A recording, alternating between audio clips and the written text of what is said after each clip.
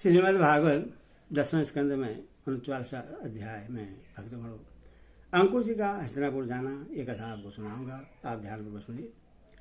श्री सुखदेव जी कहते हैं, परीक्षित, भगवान की आज्ञा अनुसार अंकुर जी हस्तिनापुर गए।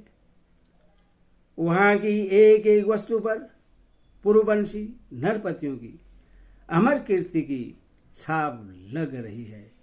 वे वहां पहले धृतराष्ट्र, भीष्म, विदुर, कुंती, बाहिक और उनके पुत्र सोमदत्त, द्रोणाचार्य, कृपाचार्य, कर्ण, दुर्योधन, द्रोणपुत्र, अश्वत्थामा, युधिष्ठिर आदि 5 पांडव तथा अन्य इष्ट मित्रों से मिले। जब गंधानी नंदन अंकुर जी सब इष्ट मित्रों और संबंधियों से भली भांति मिल चुके, तब उनसे उन लोगों ने अपने मथुरावासी स्वजन संबंधियों की कुशल से पूछी। उनका उत्तर लेकर अंकुर जी ने भी हस्तिनापुर वासियों के कुशल मंगल के संबंध में पूछताछ की।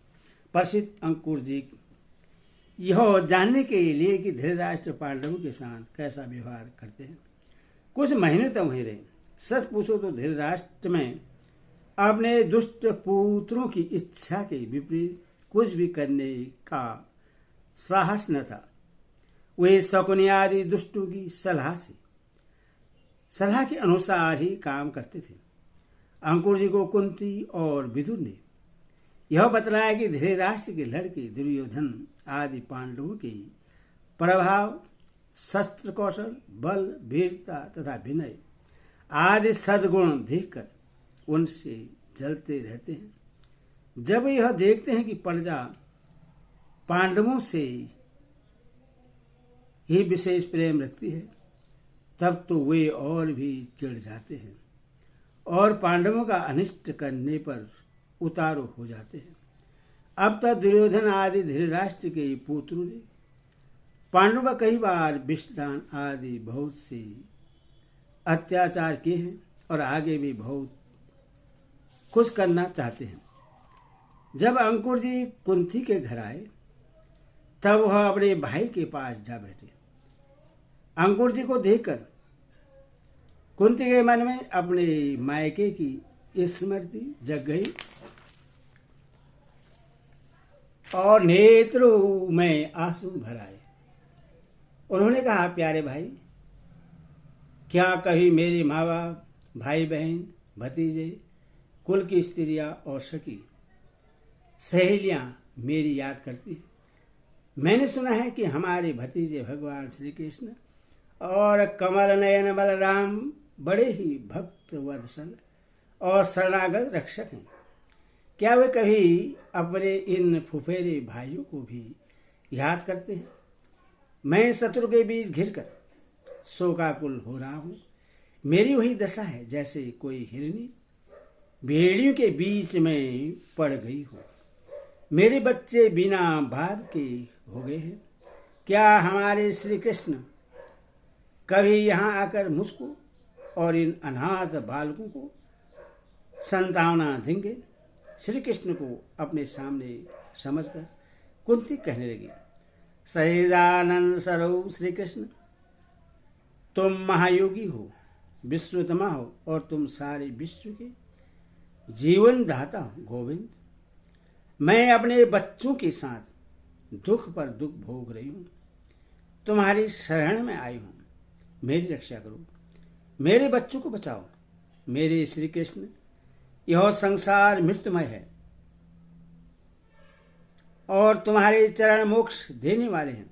मैं देखती हूं कि जो लोग इस संसार से डरे हुए हैं, उनके लिए तुम्हारे चरण कमलों के अतिरिक्त और कोई शरण और कोई सहारा नहीं है। श्री कृष्ण, तुम माया के लेह से रहित परम शुद्ध हो।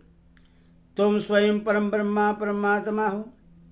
समस्त साधनों, योगों और उपायों के स्वामी हो तथा स्वयं योग भी हो। श्री कृष्ण, मैं तुम्हारी शरण में आई हूं, तुम मेरी रक्षा करो। श्री सुखदेव जी कहते हैं, परीक्षित, तुम्हारी परदादी कुंती इस प्रकार अपने सगे संबंधियों और अंत में जगदीश्वर भगवान श्री कृष्ण को स्मरण करके अत्यंत दुखित हो गई और फपक फपक कर रोने लगे।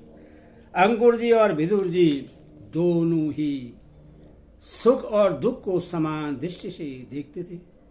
दोनों यशस्वी महात्माओं ने कुंती को उसके पुत्रों के जन्मदाता धर्म वायु आदि देवताओं की याद दिलाई और यह कहकर कि तुम्हारे पुत्र अधर्म का नाश करने के लिए ही पैदा हुए हैं, बहुत कुछ समझाया बुझाया और संतावना दी।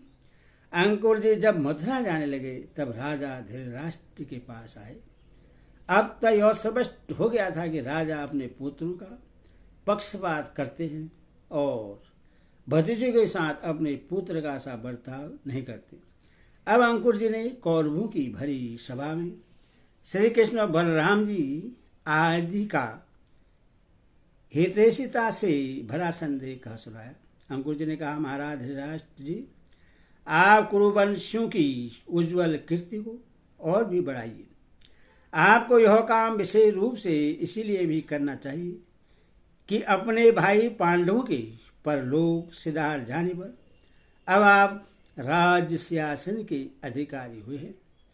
आप धर्म से पृथ्वी का पालन कीजिए, अपने सद्व्यवहार से प्रजा को प्रश्न रखिए और अपने स्वजनों के साथ समान बर्ताव कीजिए। ऐसा करने से ही आपको लोक में यश और परलोक में सदगति प्राप्त होगी। यदि आप इसके विपरीत आचरण करेंगे तो इस लोक में आपकी निंदा होगी और मरने के बाद आपको नरक में जाना पड़ेगा। इसीलिए अपने पुत्रों और पांडवों के साथ समानता का बर्ताव कीजिए। आप जानते हैं कि संसार में कभी कहीं कोई किसी के साथ सदा नहीं रहता। जिनसे जुड़े हुए हैं उनसे एक दिन बिछुड़ना पड़ता ही।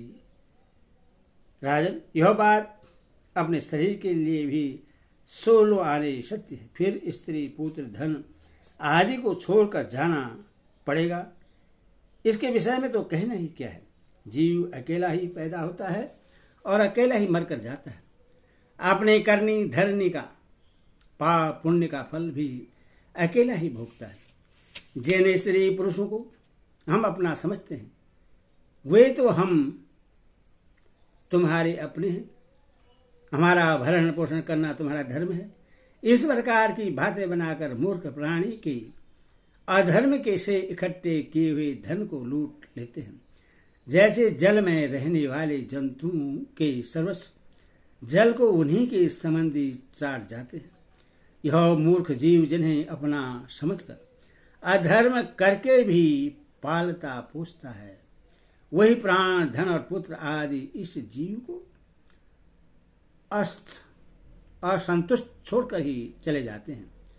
जो अपने धर्म से विमुख है, सच पूछे तो वह अपना लौकिक स्वार्थ भी नहीं जानता।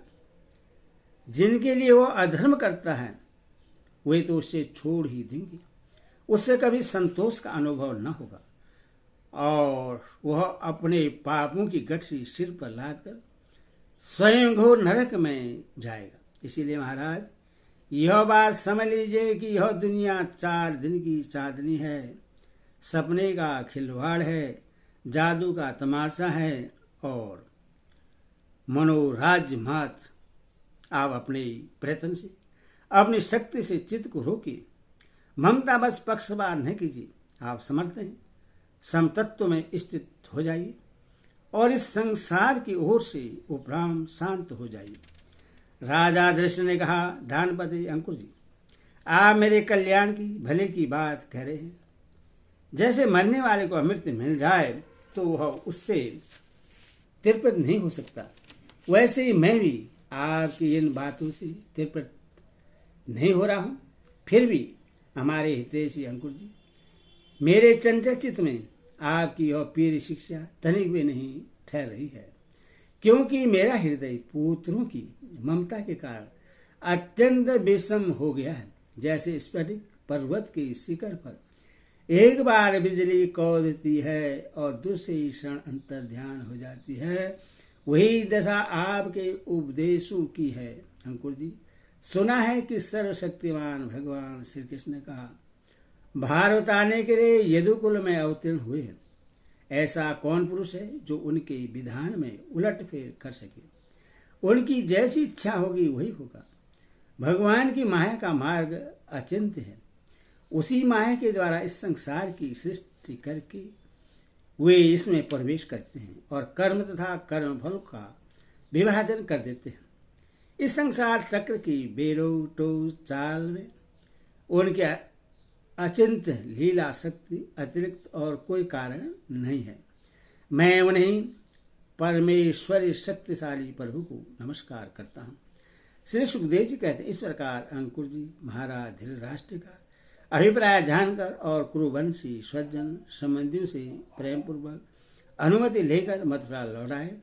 परीक्षित उन्होंने वहां भगवान श्री कृष्ण और बलराम जी के सामने धृतराष्ट्र का वह सारा व्यवहार बर्ताव जो कि पांडवों के साथ करते थे कह सुना, क्योंकि उनको हस्तिनापुर भेजने का वास्तव में उद्देश्य यही था। इधे दशम स्कंद पूर्वाध समाज हरिओम तत्सत हरिओम। और किसी भगवान की जय।